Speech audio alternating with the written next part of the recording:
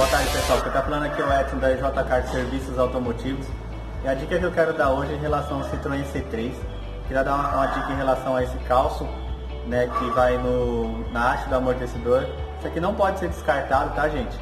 Em alguns kits de amortecedor isso aqui vem novo, em alguns não vem. Se tiver em bom estado, tem que reutilizar, porque ele é o limitador da haste do amortecedor. Se você não colocar esse calço na haste, é perigoso. Claro, vai acontecer, não é perigoso, vai acontecer.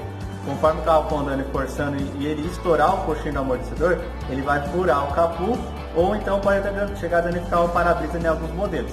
Ele vai bem aqui, na verdade, gente. Ó, ele vai encaixado na haste, tá? Na hora da montagem, o que eu faço? Eu pego aqui o calço, né? Já coloco o batente por dentro da coifa e coloco ele em cima, bem encaixadinho.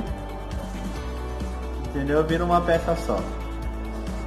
E aí você não esquece de colocar e fica um serviço legal, você não vai correr esse risco. Se liga nessa dica.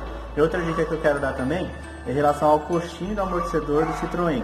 Esse coxinho, ele não vem especificação de lado, tá? Não vem especificação de lado na embalagem. Porém, ele tem um lado correto de montagem. Esse pino aqui do coxinho, ele tem que ser voltado para o lado da roda, tá? Ele vai voltado para o lado da roda.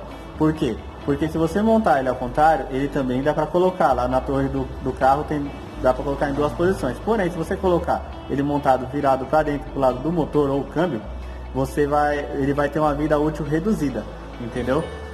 Então essas duas dicas que eu queria deixar. Eu vou até mostrar para vocês aqui, eu já tenho um montado. Os buracos, tem um buraco aqui e tem o buraco aqui. O pino tem que ser montado no buraco do lado sempre de fora, pro lado da roda. Essa dica aí que eu queria deixar para vocês é uma diquinha rápida do Citroën C3. Isso aí economiza dor de cabeça, na verdade, né, para o cliente.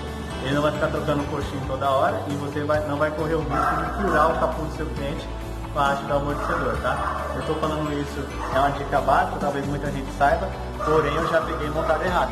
Então, essa dica aí que eu queria deixar. Muito obrigado para vocês. Estamos aqui na Vila Boa Vista, Barueri, tá? O endereço da oficina vai estar aí na descrição. Curte o nosso vídeo, compartilha, que vai fortalecer. Obrigado.